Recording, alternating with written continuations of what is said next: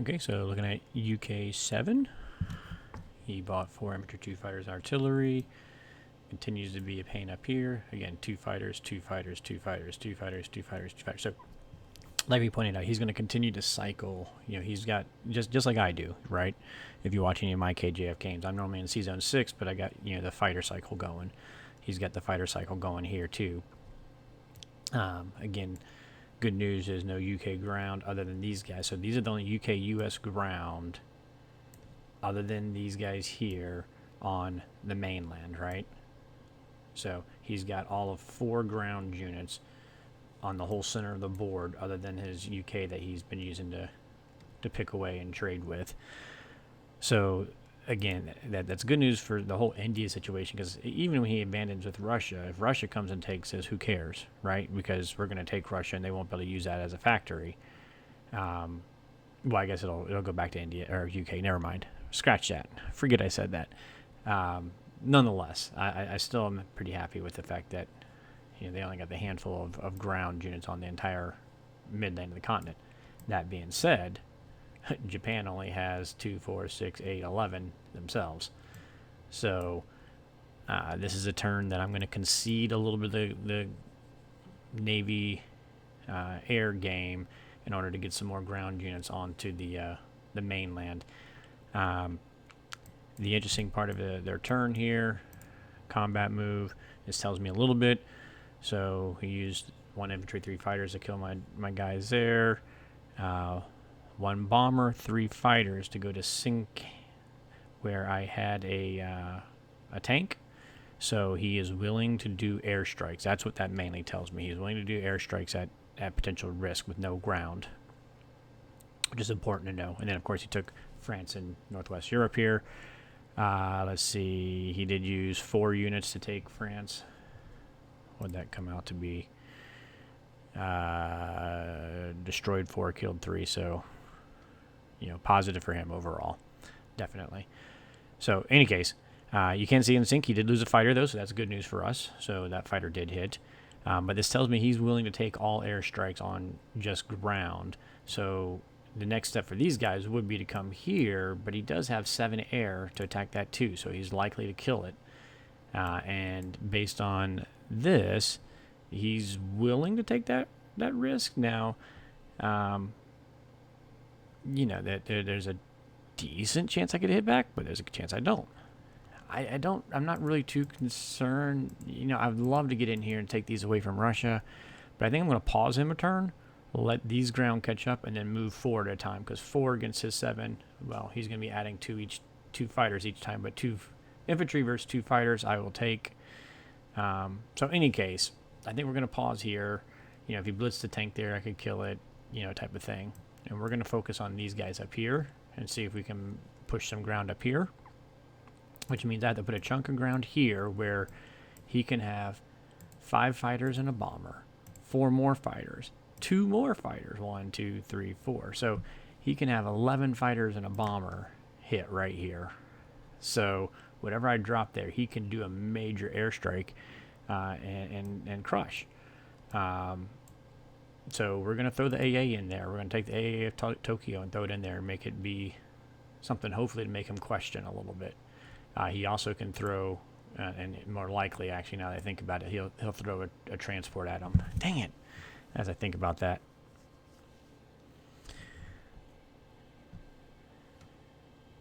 So 1, 2, 3, 4.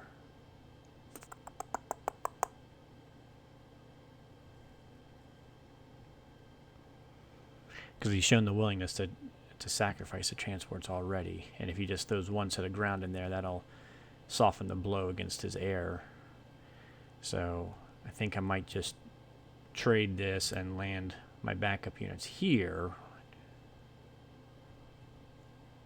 He could still strike 9 fighters and a bomber there, but he'd have to land these 4 fighters, right here, which I'm going to have my 3 loaded transports and all my air that I could just turn around and crush them. So I don't think he'd want to do that. The most he'd want to do is 5 fighters and a bomber, and if I land 3 units in an AA, I think I'd be comfortable with that.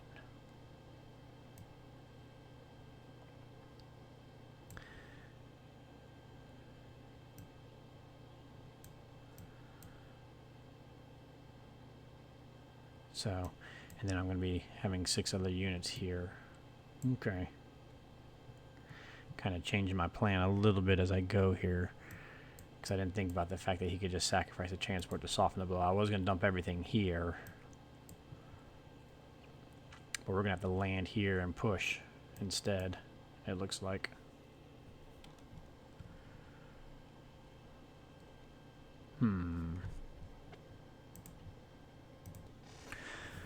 So, yeah, so, again, massive air stacks by UK and US can be very painful in a KGF. But at the same time, that being said, I am creating a pretty big air stack myself with Japan. So we've got 10 fighters, 3 bombers on the board. I'm hoping to bring another bomber on the board.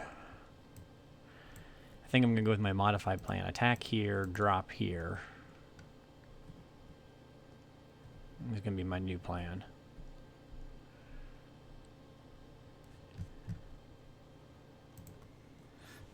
All right. So anyways, interesting scenario. We got to be careful how hard we push our ground to the front here. We got to be careful how hard we push our ground to the front here because of these massive air stacks. Even in here, we got to be a little bit careful, right? I think I'm going to go ahead and push my Japan up with my Germans. That'll give me 5 guys here and, 8 fighters and a bomber that he could hit after the Germans move. But I think, like I said, I want to pressure Africa, make him actually use the UK down here at some point, or start losing African money. So, all right. All that's to say, what I'm planning on is 6 infantry, destroyer, carrier. I thought I was going to get a bomber. Forgot I ended up scratching my bomber. I think that still leaves me okay in Tokyo. Losing a bomber in my stack probably is not going to make that much of a difference. It increases its chance to 17% on Tokyo, but I think I'm going to be content with letting him have a 17% shot on Tokyo. I don't think he would take that. Hopefully I'm not wrong. Or hopefully I'm right. Or hopefully he does and then wipes himself out. But, okay.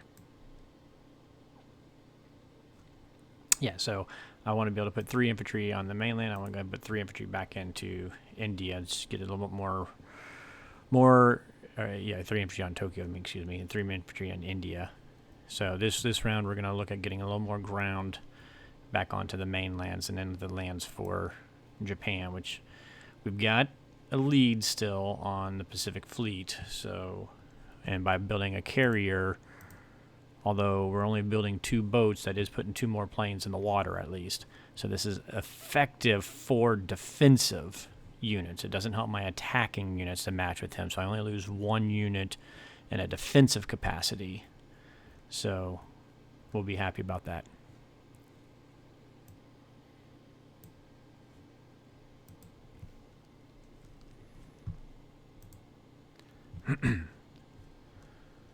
Alright, so attacks.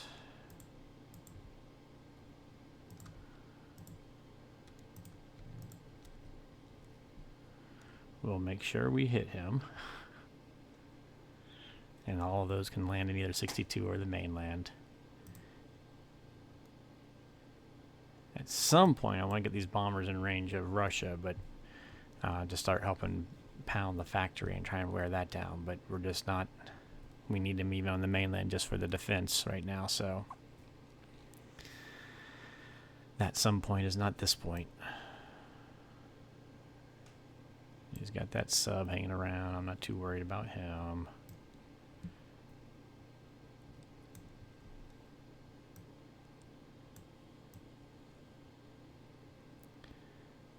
That's our only attack. That just...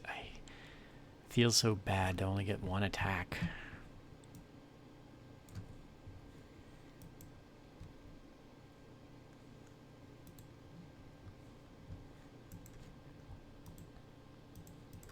I was worried. I just had in our teams game, I just had one of those moments I was supposed to move the fighters from UK to C-Zone 3, and hit the mobilization, go to the mobilization phase, and boom, there's those fighters still sitting on UK. Hate to do that. Thankfully, there's only one transport up there, but I always worry, okay, I'm going to go to the next phase and then see yuck.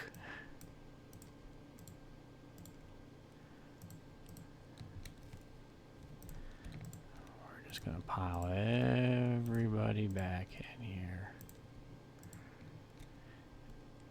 Now, we are going to land. We're only going to use 6 of the fighters on the carriers this turn. That carrier is there for future turns in all reality.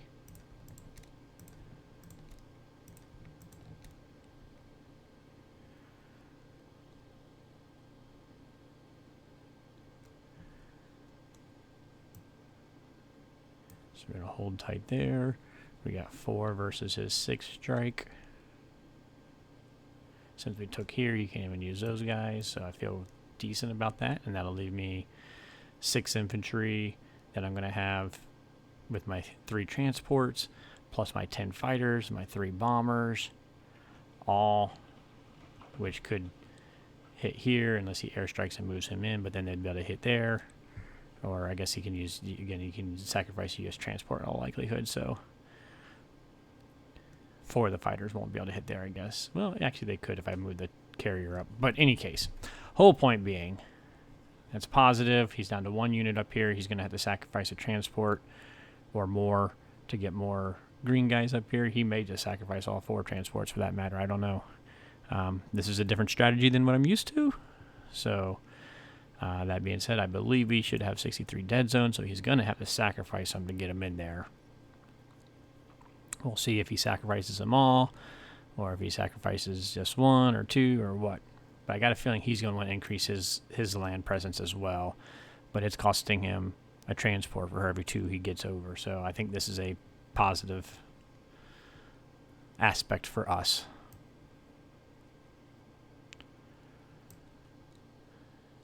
At some point, I'm hoping we can look at getting that shift to 59 if we can have a defensive stack and then have a victory city in sights and maybe be able to throw a stack over here and hold these 2 and maybe pull off a victory city win at some point as well. That's always on my radar too.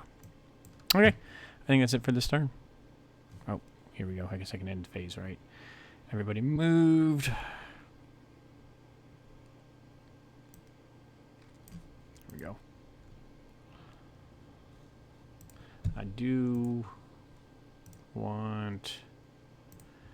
I'm going to switch this to fighter before carrier.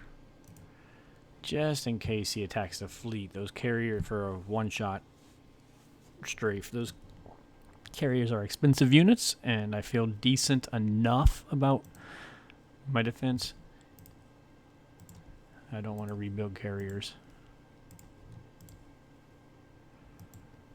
Alright, so that gives me 6... 10, 11, 14 units there. Just want to make sure we don't give him anything. We should be okay there, I think. Yeah, that's our 17% shot we're giving him. Because he's got 8 infantry, 4 fighters. These fighters can't reach. These fighters can't reach Tokyo, that is. Well, these can, but they can't land anywhere. So 4 fighters. The bomber can reach. So we do got to watch the bomber, battleship, cruiser.